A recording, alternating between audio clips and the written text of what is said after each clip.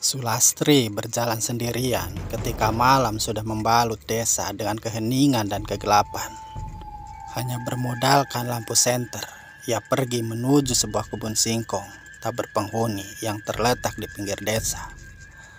Kebun tersebut adalah pembatas antara desa dengan hutan. Setelah mendapatkan tempat yang aman dan nyaman, Sulastri duduk di atas tanah tanpa mempedulikan serangga atau ular yang bisa menggigitnya. Dari bungkusan berwarna hitam, ia mengeluarkan bedak, kembang dengan aroma menyengat, dan kemenyan lalu mulai merias wajahnya sendiri di tengah kebun gelap itu. Sambil memupur bedak, Sulastri teringat anak sematawayangnya, Ame yang sudah 7 hari ini dijaga oleh adiknya lantaran sakit mentabir. Hal itu dikarenakan Sulastri harus memikul biaya kebutuhan hidup dengan bekerja sebagai kulit cuci di kampung sebelah. Adapun sang suami meninggalkannya tanpa pesan, tanpa alasan beberapa tahun silam. Bungkusan itu bukan hanya berisi bedak dan wangian. Sulastri mengambil selendang berwarna merah yang senada dengan bajunya yang berwarna hijau.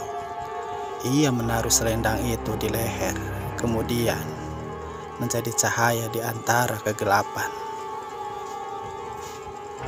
Sulastri bercahaya bukan karena kecantikannya.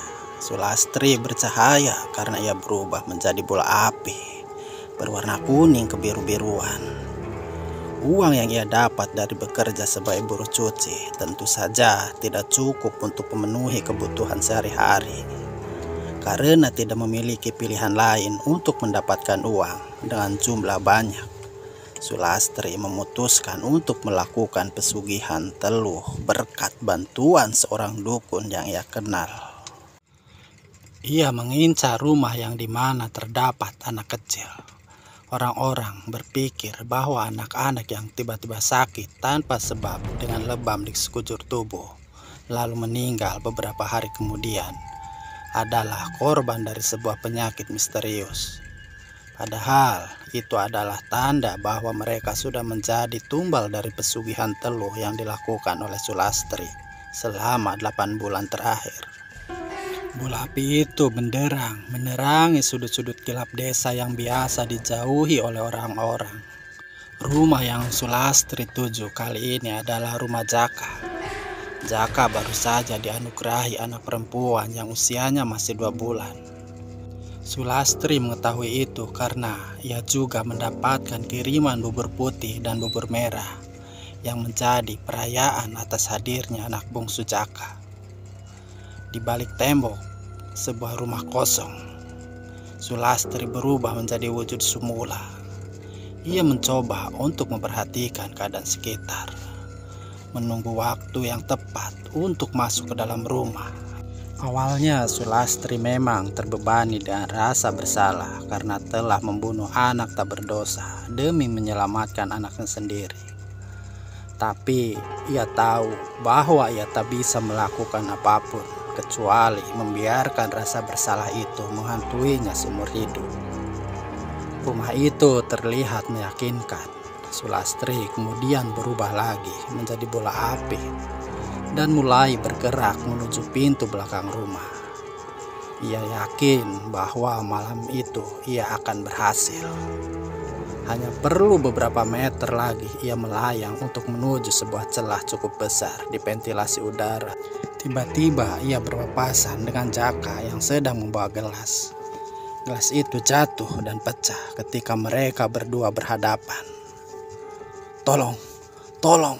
Jaka berteriak dengan keras karena sadar bahwa ada sesuatu yang berada di luar logika yang ingin mencelakainya atau keluarganya. Melihat reaksi Jaka, Sulastri putar balik dan melarikan diri. Teriakan itu cukup keras hingga membuat tetangga sekitar berhamburan keluar rumah.